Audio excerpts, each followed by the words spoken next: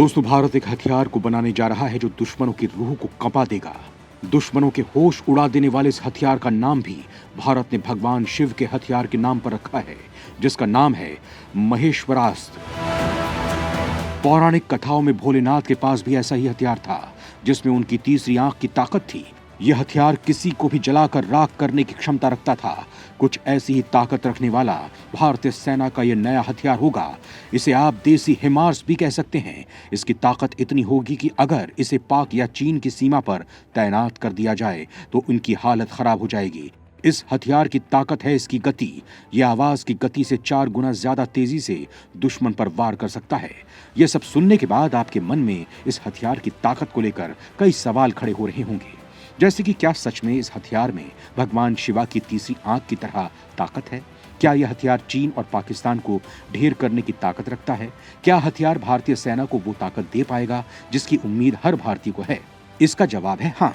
इस वीडियो में मैं आपको इस हथियार की ताकत के बारे में बताऊंगा, जिससे जानने के बाद आप खुद कहेंगे कि अब भारतीय सेना इन दोनों दुश्मनों को जलाकर राख करने की ताकत रखती है।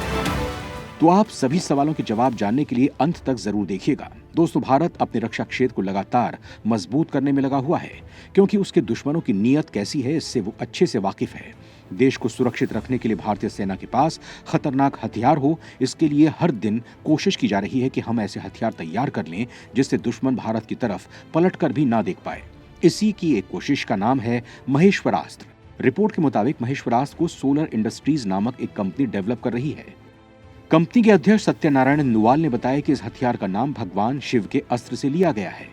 इसे यह नाम इसीलिए दिया गया है क्योंकि महेश्वरास्त्र वो अस्त्र था जिसमें भगवान शिव की तीसरी आंख की शक्ति समाई हुई थी।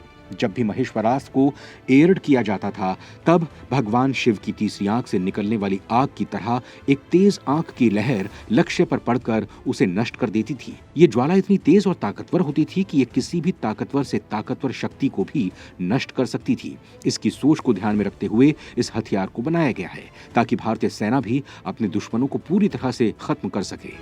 महेश्वरास्त्र एक गाइडेड रॉकेट सिस्टम है जिसके 2 वर्जन विकसित किए जा रहे हैं, जिसके नाम है महेश्वरास्त्र 1 और महेश्वरास्त्र 2। इसके पहले वर्जन की रेंज 150 किलोमीटर है, जबकि दूसरे की रेंज 290 किलोमीटर होगी। इसकी रफ्तार ही इस हथियार की सबसे बड़ी ताकत है। ये आवाज की गति से 4 गुना ज्यादा रफ्तार से दुश्मन की तरफ लपकेगी और उसे खत्म कर देगी। इसकी स्पीड 5680 किलोमीटर प्रति घंटा है, यानी कि 1 सेकंड में लगभग 1.5 किलोमीटर दूर पहुंच जाएगी। इससे ही आप समझ सकते हैं कि यह कितनी तेजी से दुश्मन पर वार कर सकता है।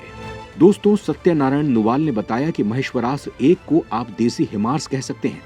ये M142 हिमार्स यानी कि हाई मोबिलिटी आर्टिलर रॉकेट सिस्टम जैसा ही होगा, यानी भारत को ऐसे मल्टीपल रॉकेट सिस्टम खरीदने की जरूरत नहीं पड़ेगी। वहीं इसका दूसरा वर्जन ब्रह्मोस मिसाइल की टक्कर का होगा, जो दुश्मन को पल भर में ही नष्ट कर देगा। ये हर मौसम में मार करने वाले रॉकेट्स होंगे, यानी आप किसी भी मौसम, किसी भौगोलिक क्षेत्र में इन्हें दाग सकते हैं। इनमें पारंपरिक हथियार लगाए जाएंगे, जो सैन्य टुकड़ी, बंकर, टैंक, बख्तरबंद वाहनों को उड़ाने में मदद करेगा। ये अगर पाक या चीन सीमा पर तैनात कर दिए जाएं तो दुश्मन की हालत पस्त हो जाएगी। दोस्तों, भारत को हथियारों के मामले में बहुत ज्यादा ताकतवर होने की जरूरत है। अभी पिनाका गाइडेड रॉकेट सिस्टम और सरफेस टू सरफेस मिसाइल के बीच हथियार की कमी है। पिनाका की रेंज 75 किलोमीटर है, जबकि SSN की 350 किलोमीटर है। इन दोनों के बीच हथियार की कमी थी, जिसे महेश्वरास्त्र गाइडेड रॉकेट सिस्टम पूरा करेगा।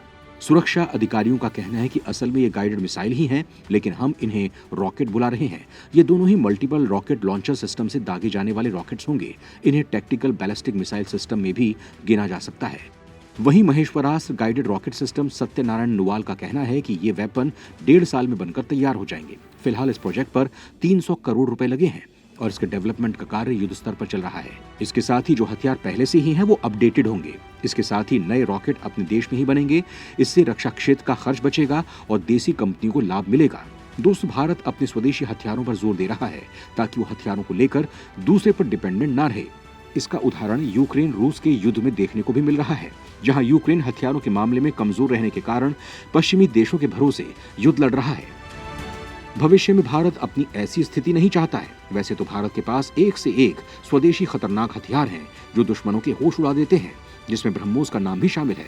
एक सुपरसोनिक क्रूज मिसाइल है। इसे रूस और भारत द्वारा मिलकर विकसित किया गया है। ब्रह्मोस मिसाइल के जमीन से जमीन, जमीन से समंदर और हवा से जमीन पर मार करने वाले वेरिएंट हैं। ब्रह्मोस को पहले समुद्री युद्धपोत को नष्ट करने के लिए बनाया गया था। इसके बाद इसके जमीन पर हमला करने वाले वेरिएंट बनाए गए। इसकी रेंज 500 किलोमीटर है। इसके अलावा प्रचंड भारत का स्वदेशी अटैक हेलीकॉप्टर है। इसे हाल ही में वायुसेना में शामिल किया गया था। इसे वायुसेना के साथ ही थल सेना द्वारा भी इस्तेमाल किया जाएगा। हिमालय के ऊंचे पहाड़ी इलाकों में जंग के दौरान यह हेलीकॉप्टर अहम भूमिका निभा सकता है। ये दुनिया का एकमात्र हेलीकॉप्टर है जो अपने पूरे हथियारों के साथ 5000 मीटर ऊंचे इलाके में लैंड और टेक ऑफ कर सकता है। वहीं भारत का तेजस भी स्वदेशी फाइटर प्लेन है। छोटा आकार और कंपोजिट मटेरियल से बने होने के चलते इसे रडार द्वारा पकड़ पाने में परेशानी होती है। डेल्टा विंग डिजाइन इस फाइटर प्लेन को बेहद फुर्तीला बनाता है। एक इंजन वाले इस विमान का मार्क 1 वेरिएंट भी बनाया गया है। इसके मार्क 2 वेरिएंट पर काम चल रहा है। तेजस मार्क 1 जहां लाइट वेट कैटेगरी का विमान है, वहीं मार्क 2 मीडियम वेट कैटेगरी का विमान होगा। इस विमान को खरीदने के लिए कई देश रुचि दिखा रहे हैं। दोस्तों, भारत के ये स्वदेशी हथियार उसकी सबसे बड़ी ताकत है।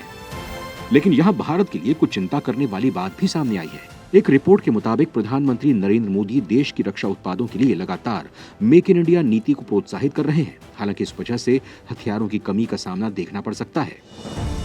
इसे लेकर संबंधित अधिकारियों का कहना है कि यह फैसला कुछ समय के लिए देश को चीन और पाकिस्तान से खतरों से असुरक्षित बना रहा है। अधिकारियों ने यह भी कहा है कि भारत की वायुसेना, सेना और नौसेना अब पुराने हथियारों को बदलने के लिए कुछ महत्वपूर्ण हथियार प्रणालियों को आयात नहीं कर सकती है।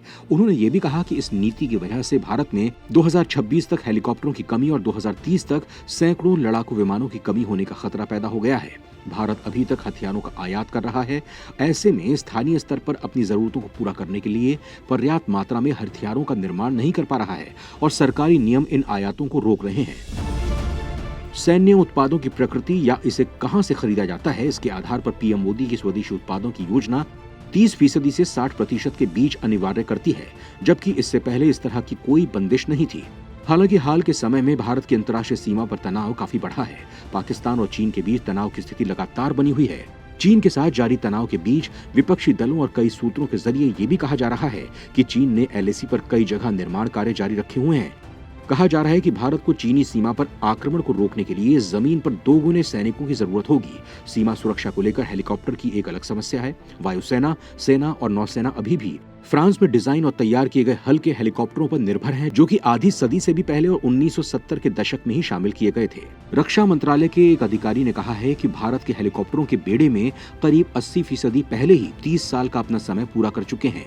एक रक्षा अधिकारी का कहना है कि सेना के सिंगल इंजन वाले हेलीकॉप्टरों के ज्यादातर बेड़े को 2026 तक जमीन पर उतारना होगा, जबकि घरेलू स्तर पर बने हल्के हेलीकॉप्टर्स 2030 के अंत से पहले तैयार होने की संभावना नहीं है। इस बीच नौसेना को भी घरेलू उत्पादों इस्तेमाल पर जोर देने के कारण खासी दिक्कतों का सामना करना पड़ रहा है।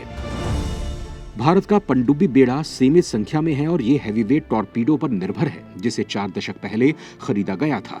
इसके साथ ही रक्षा और विकास अनुसंधान संगठन पनडुब्बी लॉन्च भारी वजन वाले टॉर्पीडो बनाने की योजना पर काम कर रहा है, लेकिन ये कब उपयोग के लिए तैयार होंगे, इसके लिए कोई समय रेखा तय नहीं है।